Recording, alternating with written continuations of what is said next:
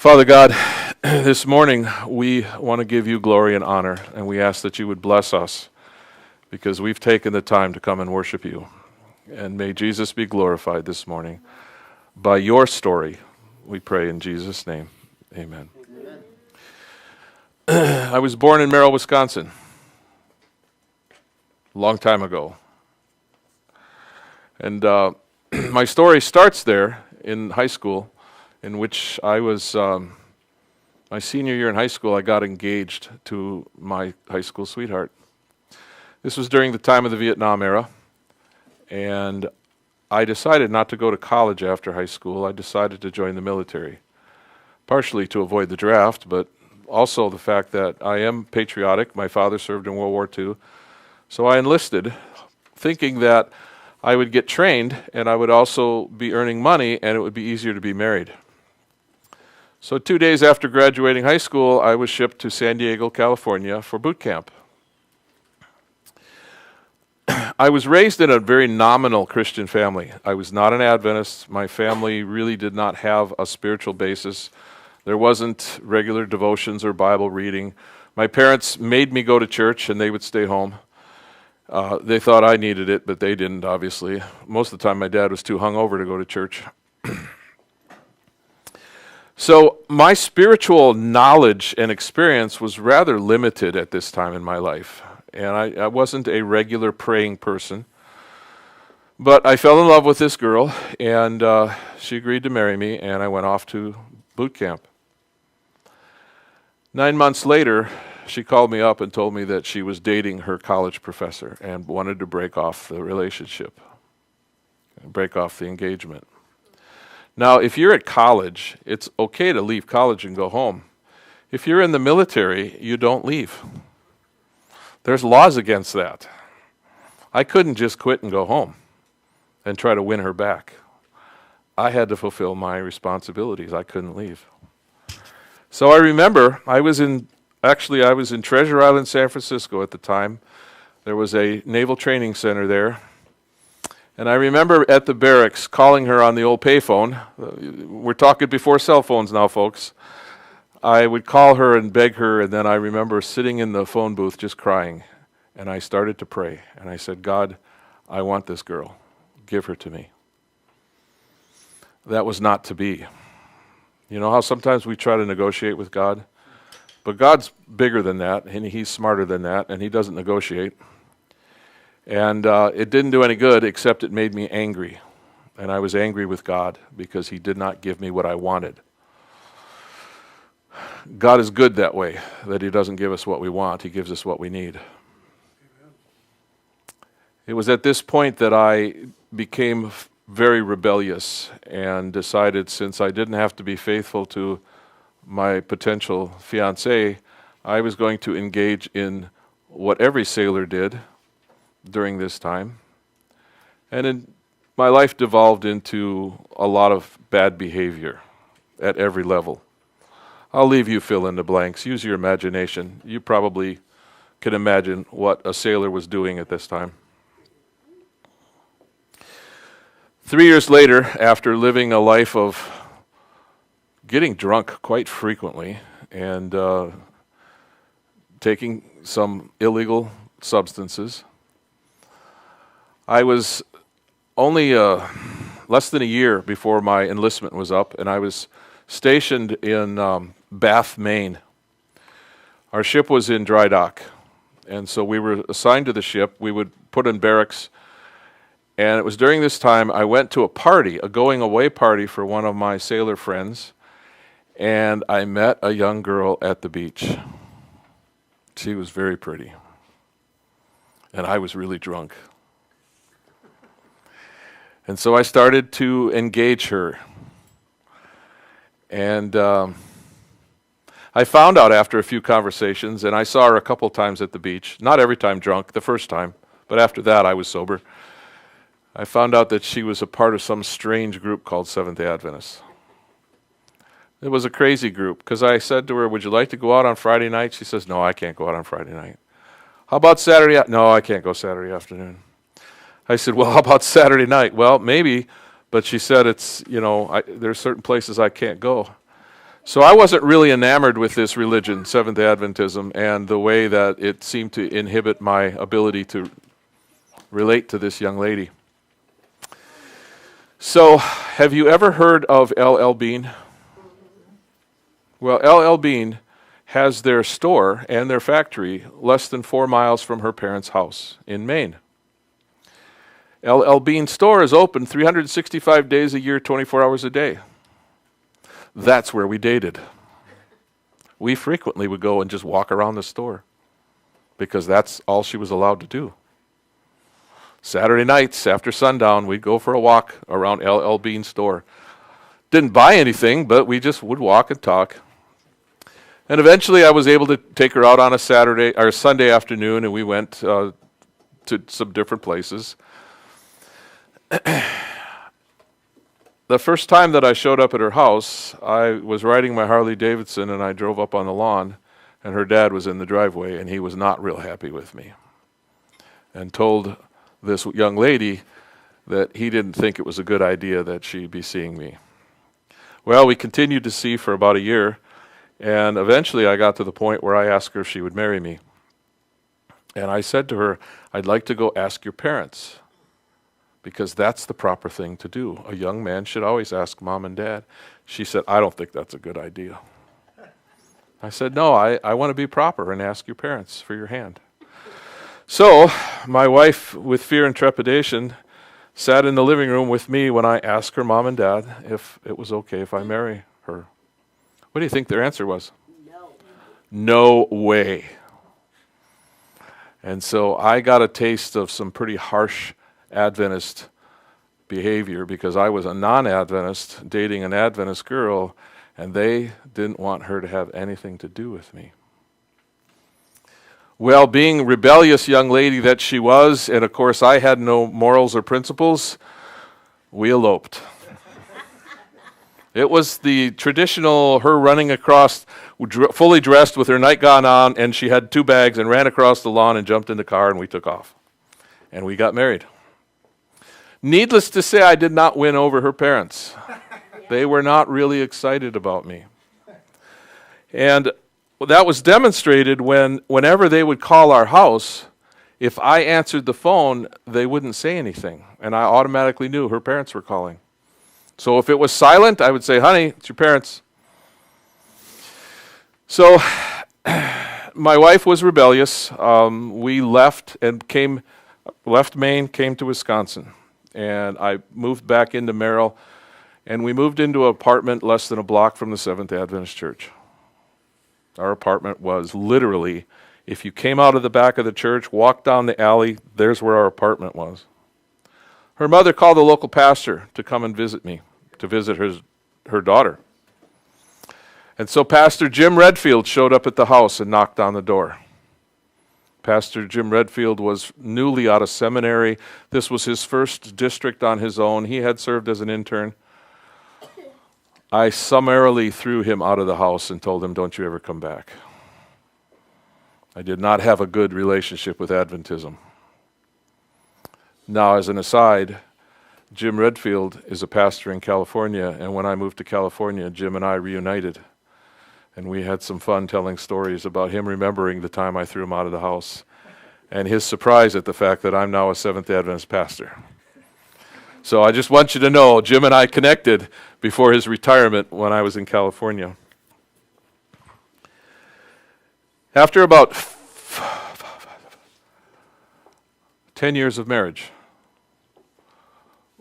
I was frustrated with my work. I worked at Fisker's Manufacturing. Does anybody remember Fisker's? It used to be a factory in Wausau. And then they sent all the manufacturing overseas, and now that's just a distribution center. But I worked in the factory. I was the superintendent of maintenance for Fisker's Manufacturing.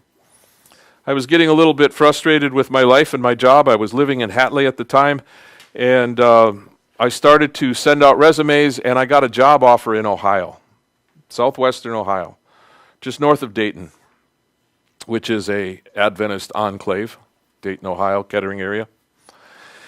And so we moved, and I was working in Sydney, Ohio. We lived in Houston, Ohio, and There was a little Seventh Adventist church in Piqua, Ohio. And my wife immediately went to this church and was just taken in and loved by the church. And we had 2 small children at this time. They were probably 4 or 6, somewhere in that area. But I wasn't going to work. I was working 7 days a week, 12 hours a day. I was making a lot of money. But I was hardly ever home, and I was never going to church. So my wife would take her 2 little children to church, and for those of you moms who have done that without your husband's help, you know that it's a trial to try to manage 2 little ones without the help of dad. And so my wife would go to church. Once the children were born, she became very faithful in returning to church. Her rebellious years ended when our first child was born, and she took her back to church. We dedicated both of our children. Of course, I didn't know anything about that. I wasn't a churchgoer. I didn't know. I just showed up. I don't, because I'm supposed to. I'm a dad. My children are being dedicated. So the church in Piqua adopted my wife and just loved her to death, and just took care of her and the kids. And she started to build a family with them, a very close relationship. And I was kind of out of the loop. I was working so much, I was just bringing home a paycheck and figuring I was a good husband because I was paying the bills and there was a lot of money. My wife didn't have to work. She has a degree and a license in dental hygiene, but she didn't need to work.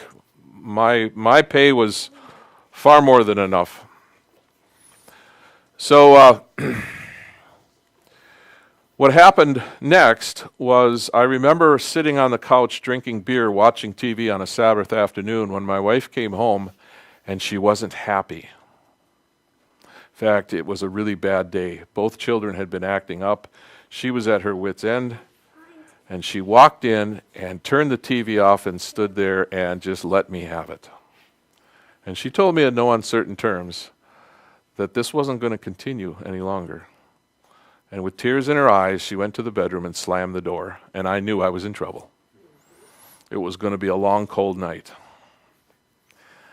It was at this point I agreed, all right, I'll go to church and I'll help you with the kids. But I won't go to Sabbath school and I'm not staying for potluck because I don't want to like these people. I told her that. I said, I will sit in church, but all these social events, they try to make friends with you. They try to be nice to you. I don't want anything of that. I said, I don't want to be a part of this. So I started going to church with her, and I was described by one of the church members as a stick in the mud because they tried to befriend me, and I just put a scowl on my face. And I just would not engage them. I just did not want to build relationships with any of these people. But they were so sweet, and they tried so hard to be nice to me, and I was very resistant. Now, that fall, after this explosion of hers, my wife came and said to me, how would you like to go camping with the church?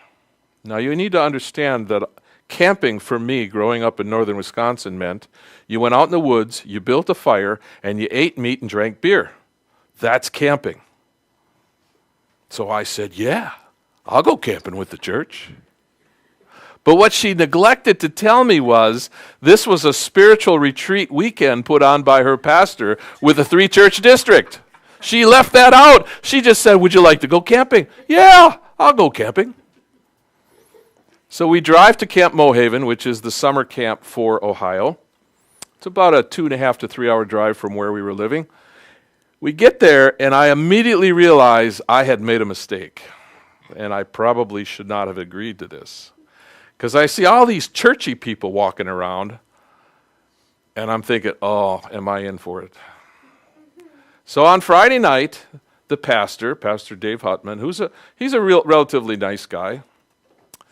Dave had his 3-church district. He had them all together, and we got into the big worship room of the camp, and he said, we're going to try to do some activities this weekend so that the churches interrelate.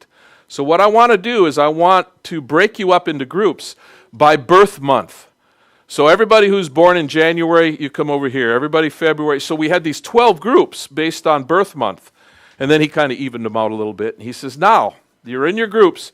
You're going to stay in this group all weekend, but I want the person whose birthday is closest to the 20th of the month to lead. My birthday is the 20th. And I was the only one in the group who had a birthday on the 20th, or even close to it. All of a sudden, I'm being given the leader materials for the group for the weekend, and I don't even want to be there, and I don't want to be a Christian.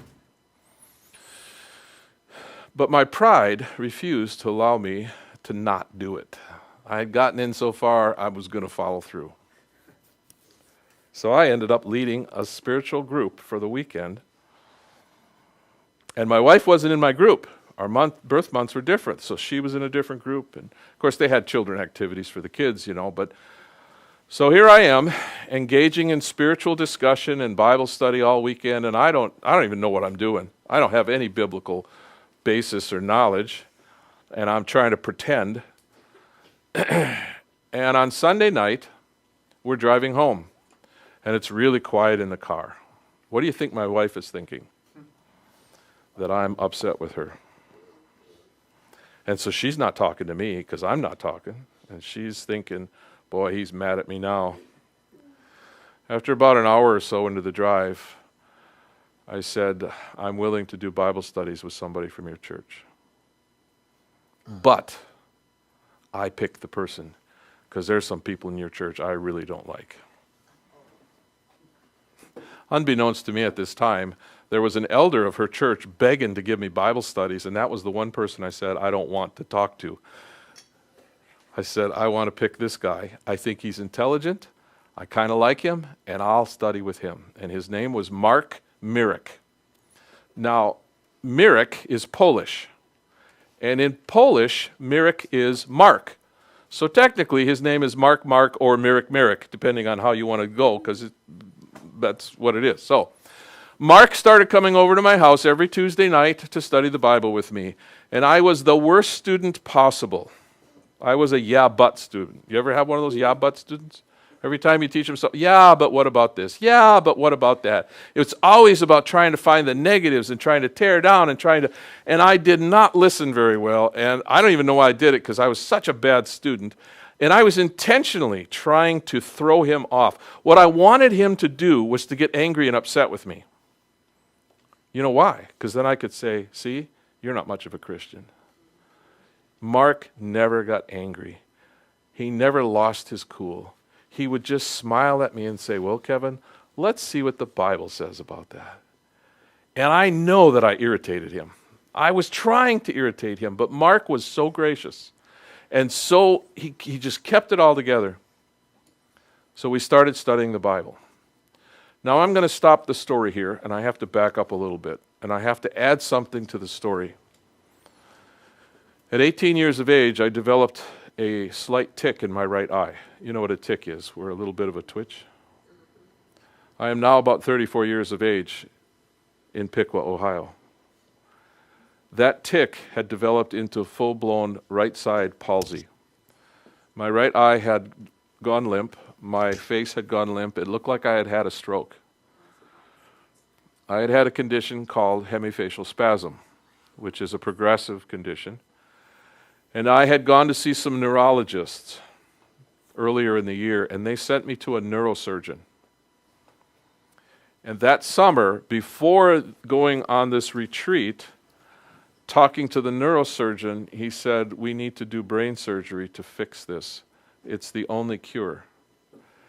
And the question I had is, what if I don't do this? He said, you will have permanent paralysis. Eventually, your face will not recover, and it will always be in a droopy, comatose position.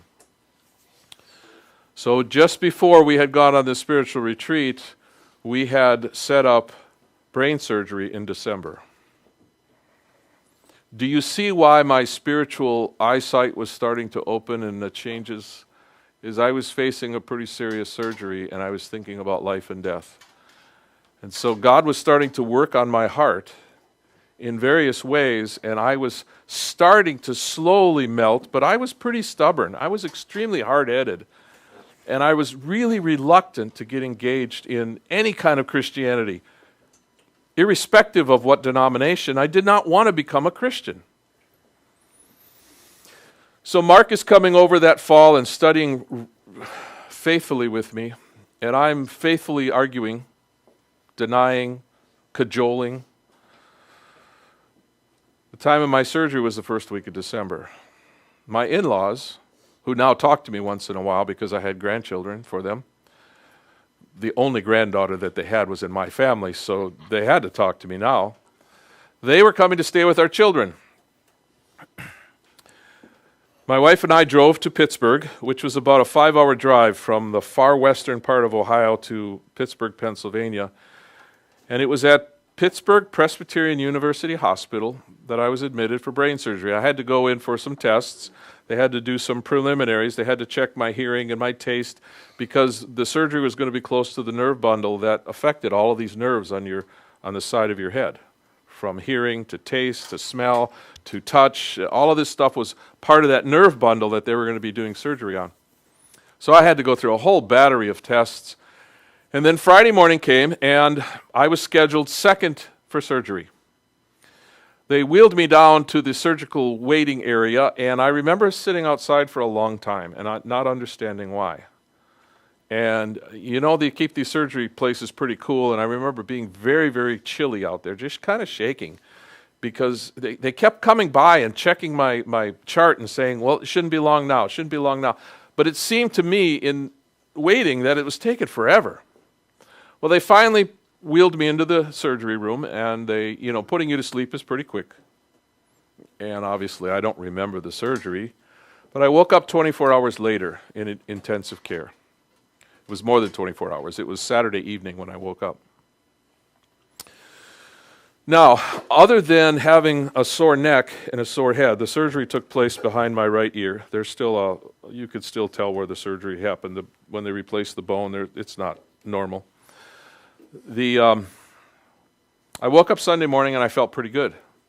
I got up and I started walking around, and I said to my wife, why don't you go home and take care of the kids? They were supposed to release me on Wednesday. Good morning. We'll find a seat for you. They were supposed to release me on Wednesday, and I said, go home, take care of the kids, and you can come back Wednesday with the children and pick me up. So I sent her home Sunday afternoon.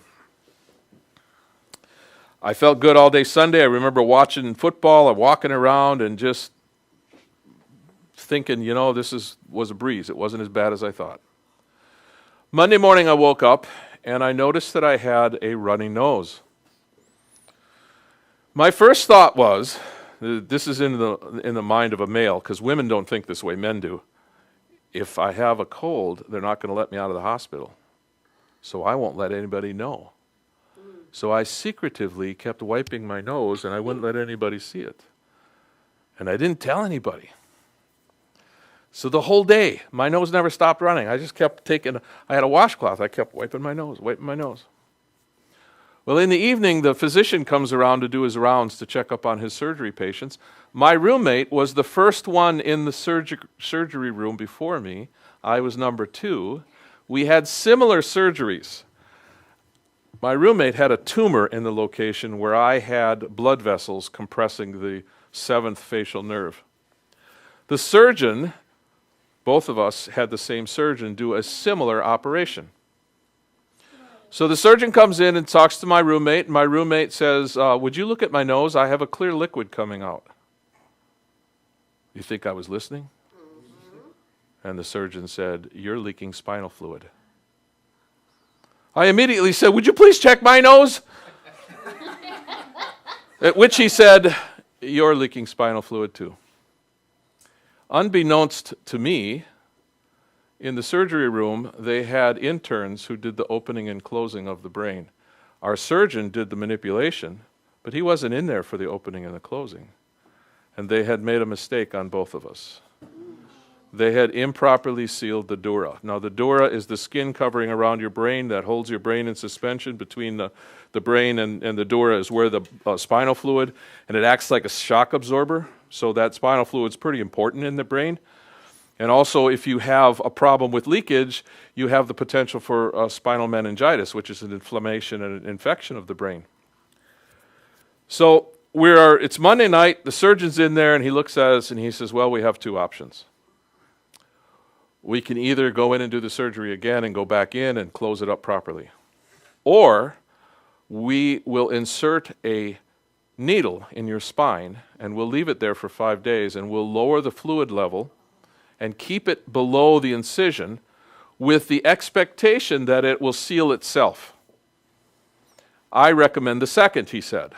He said, this is one way that we've done in the past. It's less invasive. We don't have to go back into the brain.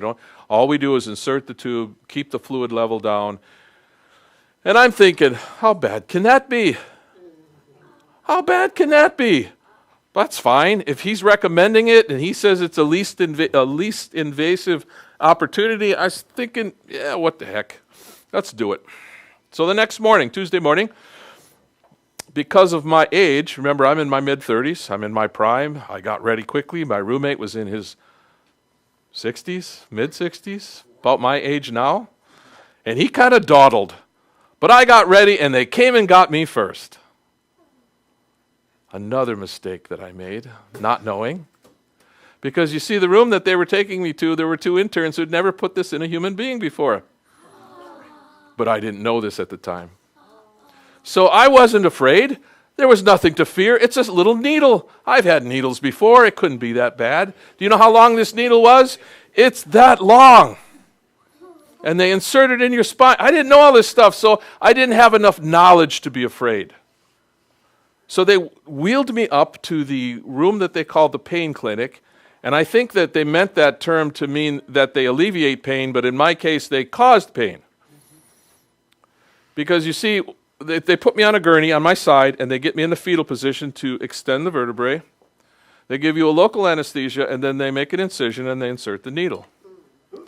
What is in your spinal column? Nerves. What happens if you hit those nerves? Extreme pain. I think they hit every one of them. I felt pain running down my lower body. It took them 45 minutes, and I had lost feeling from my waist down from the manipulation of this needle in my spine. It was worse than the surgery because I was awake and I could feel it. The only thing I didn't feel was the cut when they put the opening to get it in. After that, it was massive pain. And I'll tell you what, I don't think I have ever experienced pain. Well, there's one other time, but this was excruciating. So these two interns said to me, well, we're done. And I said, you can't be. It hurts really bad. It doesn't feel right. Nope, we got it in there. And they sent me back to my room. And I am complaining to any nurse or anybody who would hear, my back is killing me. It hurts.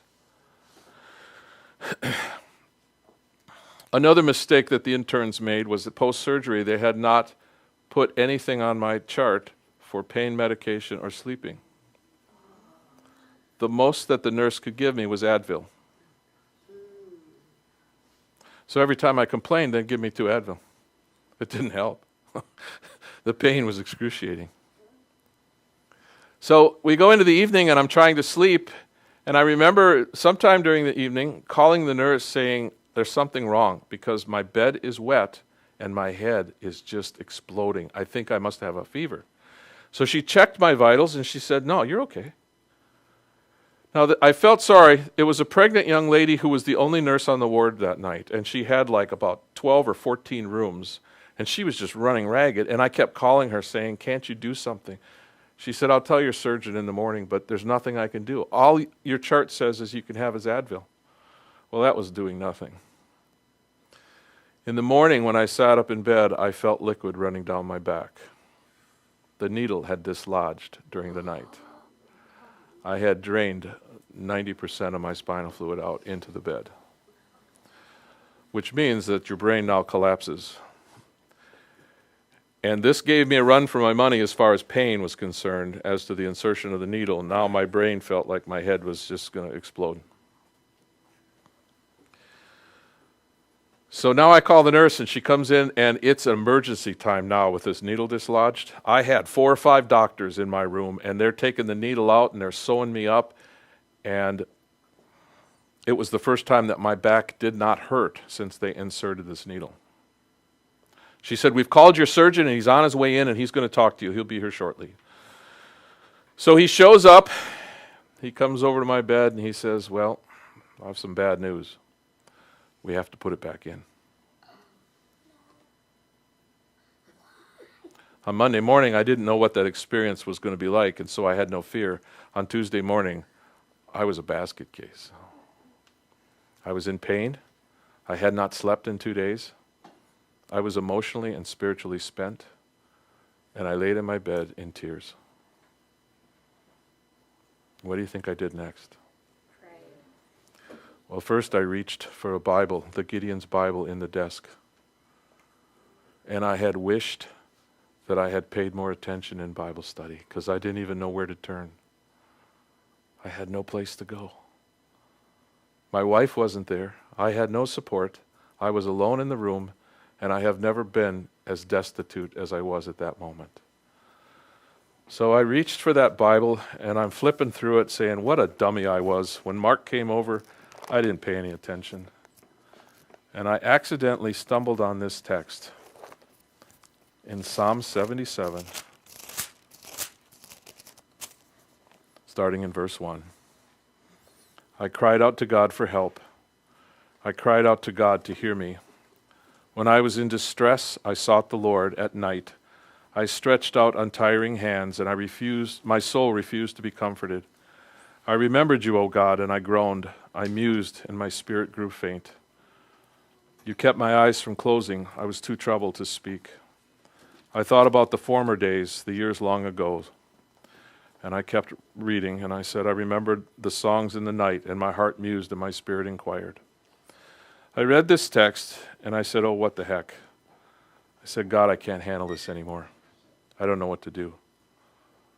I am spent, and I can't handle the pain. Please help me. Now, I did not promise to become a Christian, and I did not promise to become a pastor. I just cried out for help. After about an hour of laying there reading, trying to read and praying, they came and got me.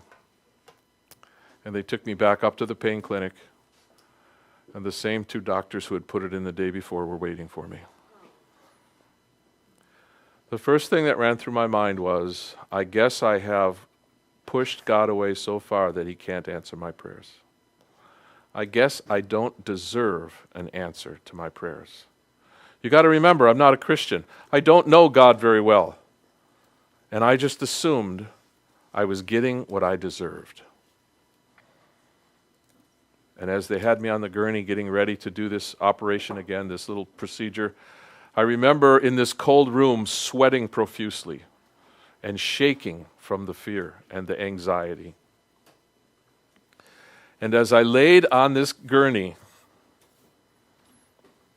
an older doctor, he was Hispanic, I remember that clearly, came around to the gurney. He knelt down and got right up by my face, and he put his hand on my shoulder, and he said, don't worry, I'm here to take care of you. He got up and he walked around behind me, and my mind was not in a position to listen to what was going on with the doctors. I didn't hear that. I was focused on myself, my pain, my situation. I remember the needle for the local anesthesia and the cut. What they did was they moved the location 2 vertebrae up from the original, so I have actually 2 scars on my spine from where they had done this. And as I'm bracing myself for the duplicate experience for the previous day, they said, we're done, and I never felt a thing. That was my God moment. That was the moment that I reevaluated who God was. You see, I didn't deserve an answer to my prayer. None of us do. I didn't deserve salvation. None of us do. He gave it to me because he loved me. But I didn't get it. And this stubborn German suddenly had an awakening about God at that very moment. You see, in my stubbornness, God pursued me as far as he needed to go to get my attention. And unfortunately, my attention was gotten on the gurney in a hospital in a lot of pain.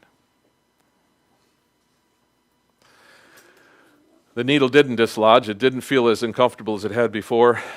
But this whole experience required me to stay in the hospital almost 3 weeks because of the problems and the follow-up and the fact that I had to have this needle in my back. My wife showed up Wednesday, madder than all get out. She got the surgeon and just let him have it. She wasn't there for this whole thing, and so she was upset on my behalf. And she asked the surgeon, "Do you have him on any pain meds?" And he grabbed the chart and he looked at it, and then he looked at the interns who were there in the rounds, and he said, "Come with me outside." And they got a serious talking to because they had not given. So all of this was done without pain medication. And so now suddenly, on Wednesday, when my wife shows up and acts as my mediator, suddenly things start happening where I now get pain medication to deal with some of this. And then the other thing that happened was that they were supposed to drain this tube every 4 hours. Well, some nurses were draining it at the beginning of their shift, and some were doing it at the end. Now, whenever they drained, and it was like 5 milliliters, 6 milliliters they were taking out, every time they drained, I would have a severe headache for like 30 minutes. So imagine what happens if you drain it at the end of the shift and the next nurse comes in and drains it at the beginning of her shift. I got a double dose, and I had no time to recover between it. So again, my wife came to my aid and just lectured them and said, "I'm going to do it, and I'll do it every 4 hours on the hour." And so she leveled that off, and we made it through, and I had to have this needle in for 5 days. And then I had to go another 7 or 8 days after that to observe me to make sure that the sealing of the brain, the stura, took place. After I was released from the hospital Christmas Eve, I remember driving home Christmas Eve. It was snowing in Ohio. Not this much snow, but it was snowing. And we got home Christmas Eve. My kids hadn't seen me in 3 weeks. And of course, Daddy looked funny because my kids had never seen me without a beard. And they had shaved my beard and shaved at least half of my head. And so my kids were a little bit afraid of me because they had never seen Daddy like this. And of course, I had this big bandage on my head. And a week after I got home, I called Mark on the phone. And I said, "Would you come back? Would you start studying with me again?" And Mark said, "Sure." On May of 1991, 5 months after the surgery, I was baptized in the Seventh-day Adventist Church. Amen. I immediately became active in the church, and the first job they gave me was treasurer. I wasn't in the church 2 months, and they said, "You'll be our treasurer." I had business background, I had a little accounting, and so they decided the treasurer would be a good job for me to do. Within 6 months, I became deacon. A year later, I was an elder, and I started preaching. In 1993, this small church of about 45, 50 in attendance wanted to have an evangelistic series, and they brought in an evangelist. They had this big mailing, and they had a citywide. PIC was about 15,000 people, so this was a citywide mailing, and they were trying to bring. So the evangelist came in, and the elders were assigned to work as teams to do follow-up and visitation with people attending, and so I got assigned to the evangelist. And so I went with the evangelist on every one of his visits, and I got to see people and talk to people. And then my pastor, Pastor Dave Hutman, gave me a set of Bible studies that I still have to this day. And he said, "I want you to do some studies with a young couple in the church." I said, "Okay." He said, "I want you to go over to their house, and here's the studies you're going to use." And so I went over that night. I remember being extremely nervous about doing these Bible studies. And I showed up at the house, and there was like 5 cars, and there was 9 people in the house. I thought I was going for one couple. They invited all their relatives. I had cousins and nephews and mom and dad, and so my anxiety went up. Anyway, I went and studied with them for about 6 months, and 7 of them were baptized at the end of those studies. The experience of doing ministry was energizing for me. In fact, one of my favorite things to do is to do personal one-on-one Bible studies.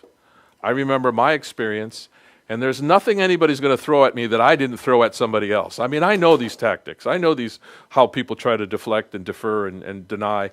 And so, you can't tell me anything I don't already know. I've done there, been there, done that. So I really enjoy the one-on-one Bible studies, and I have done a lot of that in my ministry because it's so enjoyable to me. So we have the Bible studies, the baptisms, the evangelist, and suddenly I started doing Bible studies at work. Now, I'm a mid-level manager. I'm a salaried, so I have a little bit of a freedom. I set up to get the conference room for lunch, and I started inviting workers. I'd get 10 people coming in for lunch with their packed lunches, and we would do Bible studies at work. It was about this time I was feeling a lot of internal struggles as far as I wasn't sure I wanted to be a manufacturing superintendent anymore. And these struggles were causing a lot of problems inside my head as far as my identity and what was going on. Some would say that God was working on me in a call to some sort of ministry, but at the time I wasn't sure. And I remember really feeling a lot of turmoil. And I wasn't talking to my wife about it. I didn't tell her. This went on for a couple of months, and finally, with much fear and trepidation, this was in the January of 1994, I said to my wife,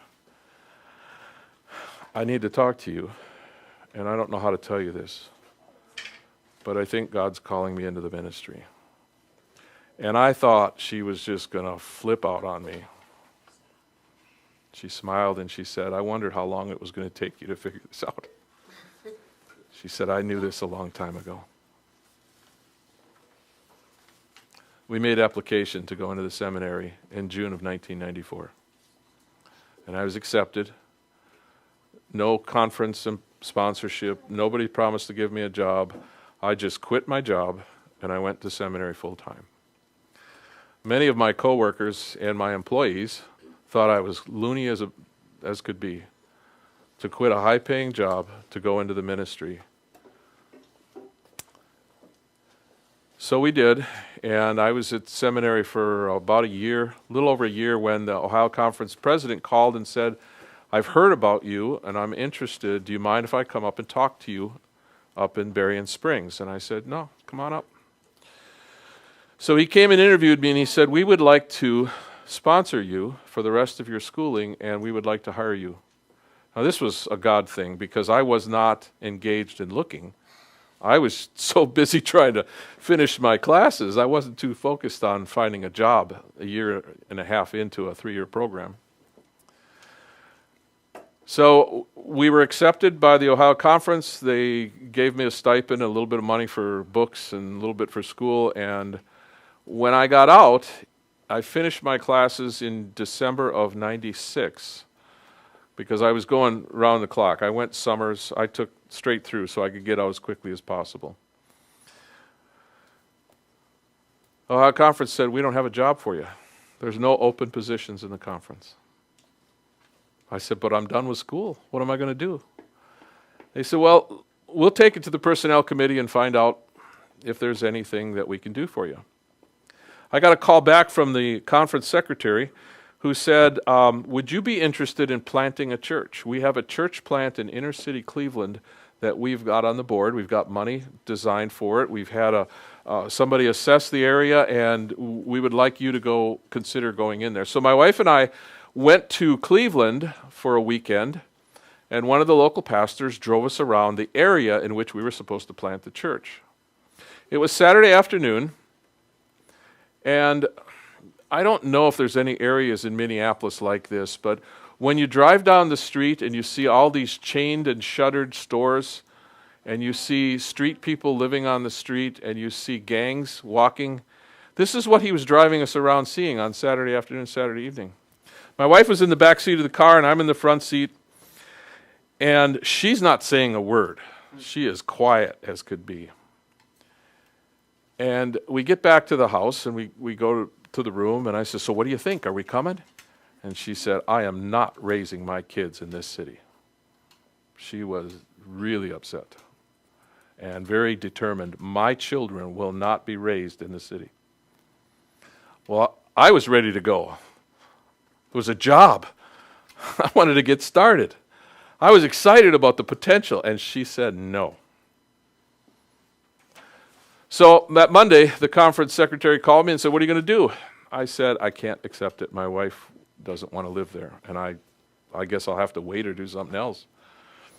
He said, okay, well, I'll take it back to the personnel committee, and I'll let them know your answer. So you know how committees work in the conferences? They don't meet all the time, and sometimes it takes forever to get answers, just like with finding a pastor and how it takes them forever. And so this is going on for a long time, waiting for the conference personnel committee to come back with an answer to what are we going to do.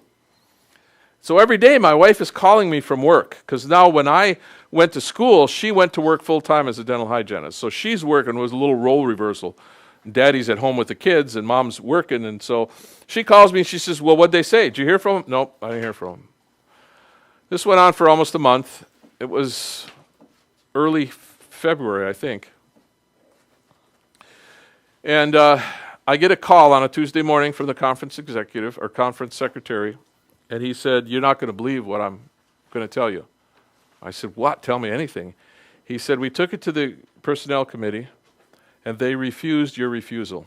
Uh-oh. They want you to go back and look at it again. How am I going to tell my wife this? She wasn't too excited about it to begin with. So I'm sitting there. This is Tuesday morning. Guess who calls me at lunch? Did you get a call from the conference? I said, yeah, we'll talk about it later. No, I want to know now. And so I told her. I said, this is what they said. And the phone was really quiet. And she said, I've been praying that God would give me a clear sign. She said, I guess we're going to Cleveland. So in February, the second week of February, we showed up at Cleveland. We started a church from scratch. My wife and I and my two children, who are now about 12 and 8, went into inner city Cleveland, and we built a church. Not a building. We built a church. We didn't start off in a storefront. We started off in a rented church. And when that church closed down and sold, we moved into a storefront, a little bit like you did. It was a little bigger than this. We had 3,000 square foot. We turned it into a community center, and we worshiped there. I'm very comfortable in these settings. I'm very comfortable in settings where people off the street just walk right in at any time, and they might be homeless, they might be just, because we started doing lunches for the very purpose of drawing people in. And we had signs out there inviting people in, and there were frequently times I'm preaching when people would just walk in from the street. We didn't know them from anybody. And so we had a very community-oriented ministry going, and we spent 17 years in Cleveland doing this work. Now, living in the city will take a toll on you. My children had grown up. They had gone off to college. They were gone. My wife and I were there. And in 2014, we decided we needed to move out of the city. We were tired. So we accepted a call to California, and we thought that this was going to be where we were going to retire. If any of you have ever been in California, the weather there is really quite nice. They don't get this except in the mountains. The city that we moved into in Redding only had frost last year one day where it got below 32. And it's sunny so much, and my wife loves the sunny days. And Northern California in the valley is very warm and very sunny. There's all kinds of fruit trees, and she could plant a garden year-round. And so my wife was very happy, and she found a job that she loved. And I had a 650-member church that I was the senior pastor of. You thought this should have been it. This should have been retirement for me. But it didn't turn out that way. You see, this church struggled with Adventist theology, and when I started preaching Adventist doctrines and teaching what I believe as a Seventh-day Adventist, a number of the wealthy and the elite of this church wanted me gone, and so they started an effort to get me removed. So their loss is your gain. You see, I'm not about worrying about big churches and worrying about being a senior pastor with a staff. My purpose is to minister to people. And really, my pleasure is in reaching lost people. You see, I was one once. I was ignorant and lost. And God saved me. And I'm so appreciative of that, and he's asked me now to tell other people about him. And not a God who is scary, a God of love. Amen. So that's who I am, and that's how I got here. And I hope that there won't be a letter writing campaign here to the conference trying to get me out of here as soon as possible. I love Jesus, and I'm a Seventh-day Adventist, and I believe in the doctrines of this church. Amen. And I believe God has called us to let other people know about these doctrines and to teach them about the character of Jesus. So that's my story. There's some rough parts in there that are hard to take at times, but I want you to notice that God will pursue people wherever he needs to get their attention. Amen. Nobody is too far away from God that he won't pursue them. Now, when I tell this story, normally I tell people, you don't have to be as stubborn as me. God can find you long before you're on a gurney in a hospital. But sometimes, as it is with alcohol and recovery, many times people don't get help until they reach rock bottom. I was at rock bottom. I could not have gone any lower than where I was on that hospital table. Now, one aside to this story that is an interesting tidbit. I am a replacement baby for a baby that died. My mother lost a child shortly after childbirth in 1954. In 1955, I was born. Before that, a coal porter, a Seventh-day Adventist coal porter, came to my mom's house while she was pregnant with me, and she bought the whole set of bedtime stories and Bible stories. And if you look, you'll find that the first year that they were published was in 1955. My mother raised me on Seventh-day Adventist material as a child, and she didn't know it. And she read to me from the Bible story books and the bedtime books. Now, she had told my father when she bought these books that she had bought them from her Lutheran church, and he believed her. Until the day I brought a little Seventh-day Adventist girl home, and she looked at those and she says, "Hey, my church puts those out." And my dad looked at my mom and he said, "You lied to me." Now, I don't know what happened afterwards and how my mom and dad dealt with this later, but the point of the story was God got those books into the house before I was born and was already trying to reach me as an infant. That sort of brings this tale around full circle, doesn't it? That God started working long before I ever knew who he was or cared about him. But he had a plan and a purpose in my life. He has a plan and a purpose for your life too. And no one is too far away from God for his arm to reach you, for his love to be demonstrated to you and for you. So that's it. That's my story, and that's how I got to be a pastor. I am a recovering alcoholic. I am honest about that. I quit drinking in 1994. But as anyone who knows about struggling with addictions, we still struggle. I believe in the recovery programs, and I attend recovery programs. And one of the things it does for me is it allows me access to broken people where I can present Jesus to them too. So this is full disclosure. I mean, you're getting a pastor, and you're getting him the good, the bad, and the ugly. And this is who I are. Now, that pretty little girl is my wife. We've been married for 41 years. And as another aside, I want you to know that her parents and I made up, and I confessed and repented and told them I was sorry, and they did the same to me before their death. And we reconciled, and my in-laws saw me become an Adventist, and they saw me become a pastor before their passed. So that ugly part of the early story ended up being positive also. And what they apologized for was the way they treated me as a non-Adventist, because they were very angry and very distant to me. And they didn't show me the love of Christ. They were so angry that I was dating their daughter that they could not. So they apologized, and they said they were wrong. And I said, "I'm sorry in what we did to you and my stealing your daughter." So that chapter was handled and appropriately dealt with, and I look forward to seeing my in-laws in heaven someday. So I'm done. Let's sing our closing song.